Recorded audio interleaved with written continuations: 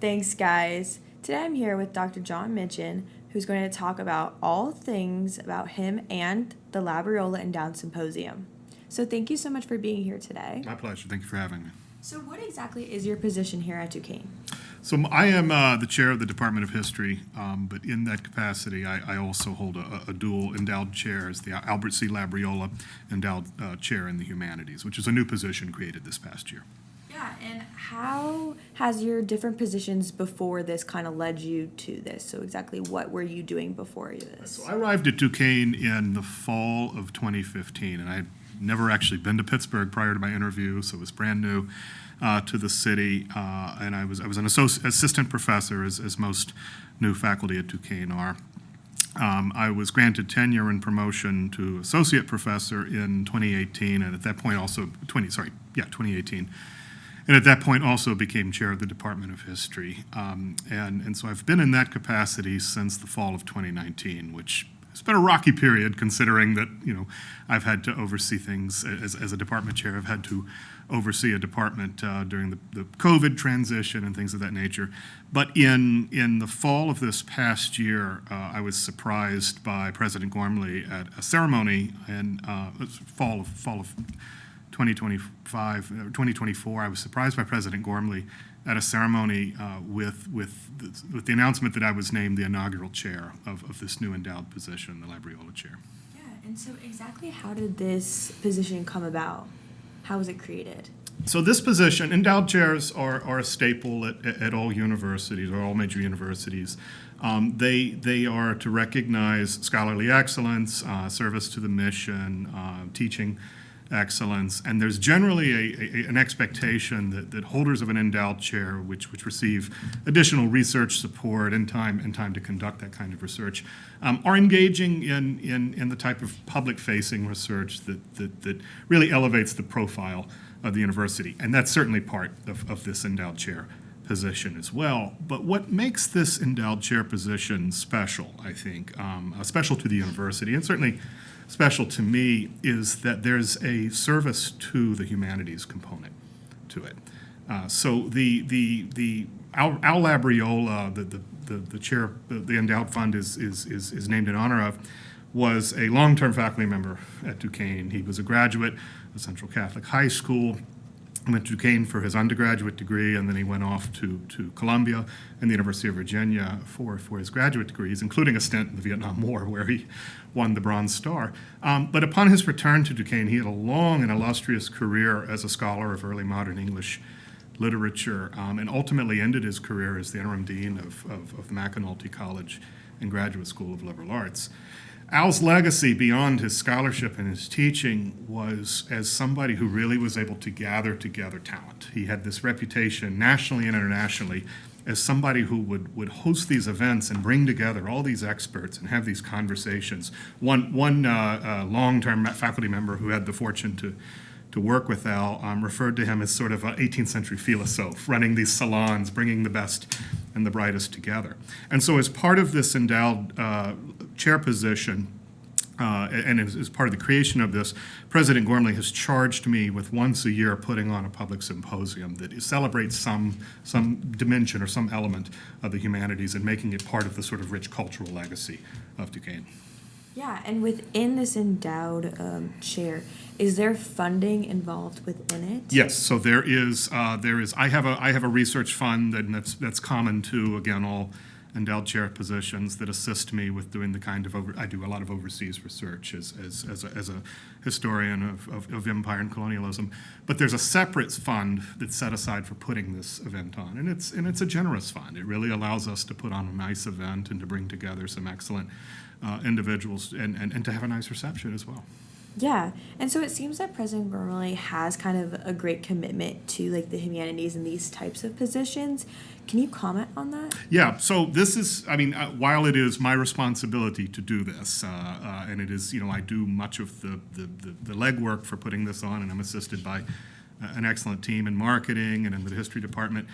This is a project that President Gormley and I work on together. So last year, when we had the first of these events, not long after being surprised with this position, I met with him and we said, okay, this is going to be the first event. This is a big one. What do we want to do in order to really highlight not just this new symposium in the humanities, but also make this very much part of the celebration of Al Labriola's legacy. And so we ultimately centered on an event celebrating creative writing and poetry. And so we had this event that we brought in a number of prominent local writers.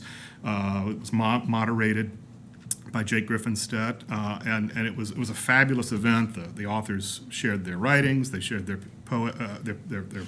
poems, and students were able to ask questions and engage with them. But this was, again, something that was part of a longstanding dialogue. And let's face it, when you're a university president, you got a lot of things going on. And I was really, really impressed and pleased with President Gormley's commitment to taking this seriously. This is not something, in other words, that he just fawned off on somebody like myself and said, go do this, that he really was heavily involved from day one in selecting the talent, coming up with the themes, even kind of pitching in with some ideas about the questions. And that's certainly been the case for this year's event as well.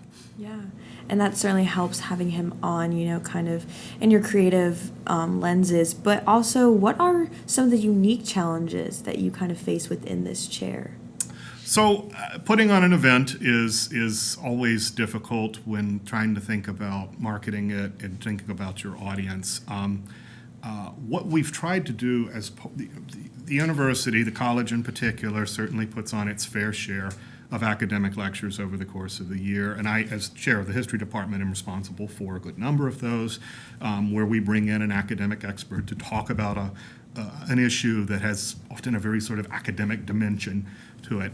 And as part of this Labriola Symposium in the Humanities, we want to make this is a university, right? We wanted to make it part of an academic conversation, but we really wanted to cast a wide net and to make this part of a broader conversation so that if you're a student who's interested in nursing, who's interested in physical therapy, pharmacy, business, you nonetheless have a place there. We do not want this to be an event in which a small group of people are talking to a slightly larger group of people about their common interests, but rather this is part of a conversation about why the humanities matter and why the humanities are a central part of Duquesne's educational mission.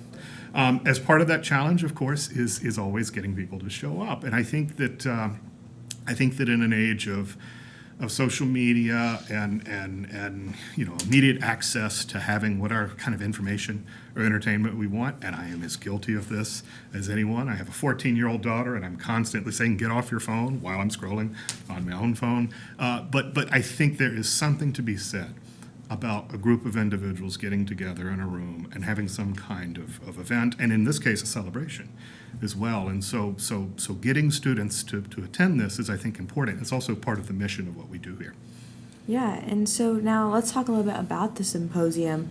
So last year's was kind of about writing. What is this year's, and what is the theme? Right. So as I said, this is part of a dialogue I have with President Gormley, and in June of this past year, we sat down and we had a conversation about what worked well on this inaugural event, what didn't work, what do we want to work on an improvement, but what are some possible themes we could pitch for this year. And as a historian, you never have to talk me into doing something about history.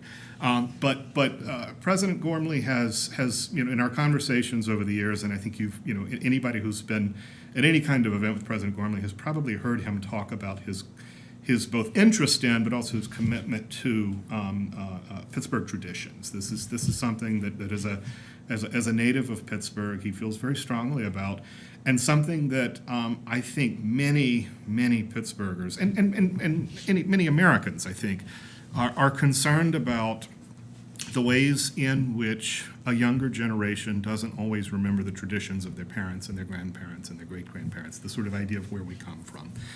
And so one of the things that we immediately gravitated towards was how do we have a celebration of those just traditions and customs that make Pittsburgh Pittsburgh? right? And so, President Gormley, who of course grew up as the steel era was coming to its conclusion, certainly remembers many of these rich customs, which continue today. But I think that there's also a recognition that many of our Duquesne students don't particularly know the origins of many of those customs. And as we discussed in our conversation, they certainly don't remember the steel era, but the average Duquesne student today was not alive when 9/11 occurred. And so as part of that recognition of the various customs that we either consciously or subconsciously do in Pittsburgh every day is a need to think about the origins of those customs, but just as importantly, the way we preserve those customs, through family conversations, through continuing these sort of cultural performances of dance, of music, of food, which is really, really, really important, right? When I came to Pittsburgh, I had very, very little understanding of local civic identity beyond the Steelers, and very quickly realized that food is so important to local customs and local traditions.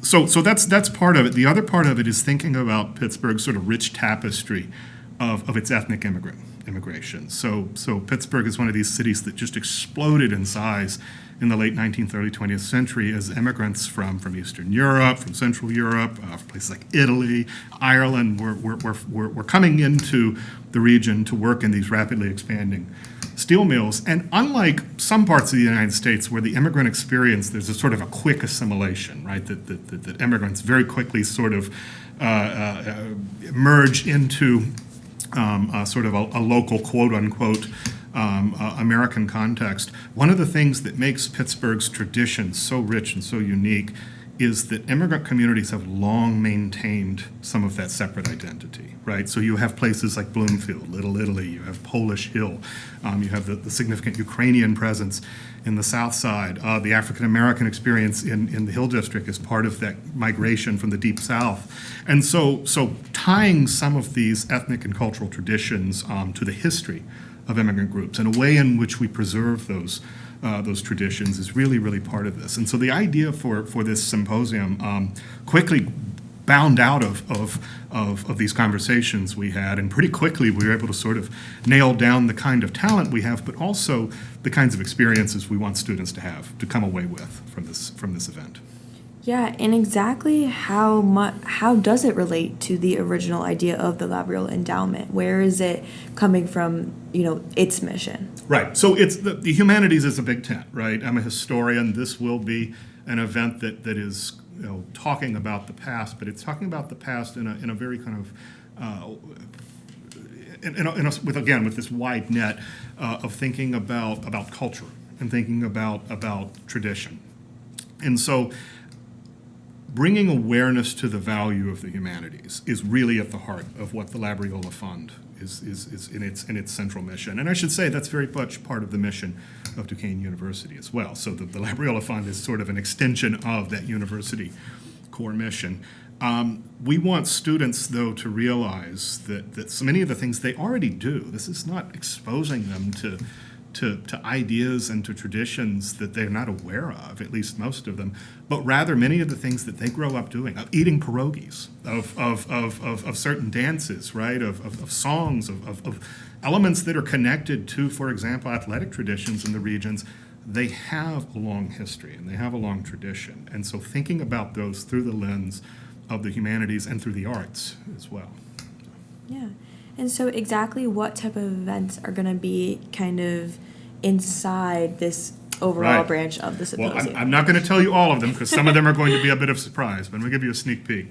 So first off, we did one of the things that really stood out to us last year with the success of the poetry and creative writing symposium is that when the artists on stage were doing their readings, that was the point at which the audience was most engaged. And we really wanted to recapture that sort of performative element this year. So we have a fabulous panel on stage set up that's going to include President Gormley as the moderator, Rick Seebeck from WQED, which is, of course, a household name for his documentaries and his food festivals in Pittsburgh. Dr. Kati Choman, who is the director of the Nationality Rooms at the University of Pittsburgh. So if you've ever been to the Cathedral of Learning and gone through those rooms, you know that that's a sort of microcosm of Pittsburgh cultural traditions in and of itself. Ron Baroff, who's a Duquesne grad and the director of historic resources out at the Rivers of Steel Museum in Homestead, which is a fabulous, fabulous institution and one of our partners. And then Terry Baltimore, who's a storyteller, preservationist, historian, community activist, wears so many different fabulous hats working with the Hill District. And so we've got a great panel on stage that's going to be talking about all these themes. But in addition to that, we're going to have what we're calling our sort of community performers. And these will be monologues. These will be a little snippet of music. We actually have a dance organization coming from the Grecian Odyssey dancers. They're going to perform traditional Greek dances. These are students and recent students that are part of this project, right, of keeping Pittsburgh traditions alive through their performative arts. And a couple of other things that I'll let be a surprise. But in other words, it's going to be a really, it's for the students out there listening, this is not coming and listening to a couple of people on stage run their mouths about something that you might not be interested in. This is very much a subject that should be of interest to you. We've got fabulous talent, and it's also going to be a really engaging process with these performances. And then to cap it off, we're going to have a Pittsburgh Food Festival. And so instead of a normal reception, we're working with our partners in Duquesne Catering to pick snippets, right, little elements of our favorite Pittsburgh foods. Pierogies, of course, but Italian food, German food, and some food from some Jewish cuisine, right, all kinds of different stuff, capped off with, of course, nothing better than a Pittsburgh cookie table. That's the way to go. And so how can someone attend this, whether it's a student, a community member? How would they go about admission into this? Come on in the door. We will be sending out the announcement for this shortly. We will have a registration link because it just helps us to plan for catering, but registration is not required. I'm hoping that a lot of instructors will be giving extra credit for this event, but please do attend. It's going to be a great event. It's going to last about an hour and 15 minutes or so, followed by the food festival. It's a kind of come and go if you need. Like, we understand people are running between classes, so by all means, we hope to see as many of our students, faculty, and staff there as possible. Yeah, and just kind of to finish up, you talk a lot about everything this kind of means, and it really shows that you have a passion for this. And so I know you keep talking about scholarship, and so can you tell us about some of your scholarship, because I understand that you are writing a book. Well, I've just finished a book. In fact, I finished the book right before the Christmas break, so for the first time in many years, I was not working on a book the Christmas break. But I am a historian of the British Empire, and so